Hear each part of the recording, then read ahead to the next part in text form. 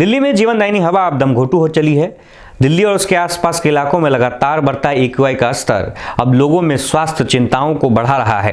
कई विशेषज्ञ ये मानते हैं कि अगर इसी तरह के हालात बने रहे तो आने वाले दिनों में इसका आम जनों के स्वास्थ्य पर काफ़ी बुरा प्रभाव होगा। साथ ही वैसे मरीजों की संख्या बढ़ेगी जिन्हें स्वास्थ्य संबंधित बीमारी है। अब आपके मन में ये सवाल आ रहा होगा कि ये AQI कैसे मापा जाता है, ये होता क्या है और इसके बढ़ते और घटते स्तर से आम जनजीवन पर कितना असर होता है। जानेंगे पूरी जानकारी इस वीडियो में।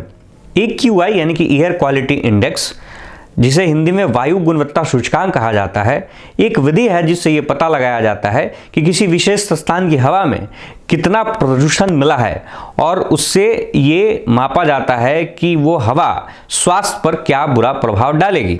चलिए अब आपको बताते हैं कि AQI को कैसे नापा जाता है। AQI हवा में प्रदूषकों जैसे कि पार्टिकुलेटर मैटर, जिसे PM 2.5 और PM 10 कहा जाता है, carbon monoxide, sulphur dioxide, ozone और नाइट्रोजन ऑक्साइड की मात्रा को नापता है। ये पैमाना 0 से 500 तक का होता है, जो हवा की गुणवत्ता को दर्शाता है।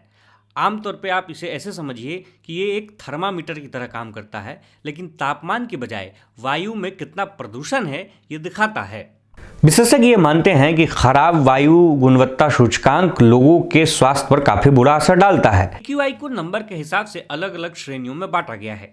0 से 50 सबसे अच्छी हवा मानी जाती है, वहीं 300 से ऊपर की हवा को बहुत गंभीर यानी कि हजार्डस माना जाता है। यानी कि 300 से ऊपर की AQI वाली हवा आपके स्वास्थ्य पर काफ़ी गंभीर असर करता है।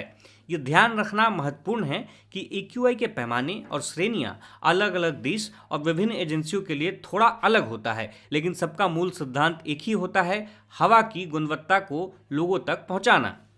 आइए अब आपको बताते हैं कि बढ़ते AQI से आम जनजीवन के स्वास्थ्य पर क्या असर पड़ता है।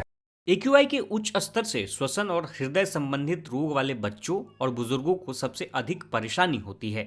हवा की खराब गुणवत्ता के लंबे समय तक संपर्क में रहने वाले व्यक्तियों को श्वसन संबंधित और कई और गंभीर बीमारियां होने का खतरा रहता है।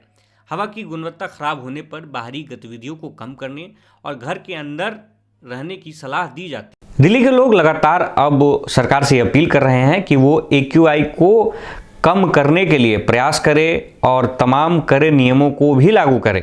अगर आपको ये वीडियो इन्फॉर्मेटिव लगी है तो आप इसे शेयर कर सकते हैं और इस तरह की अपडेटेड इन्फॉर्मेशन के लिए जुड़े रहिए हमारे साथ कल्ट भारत पे।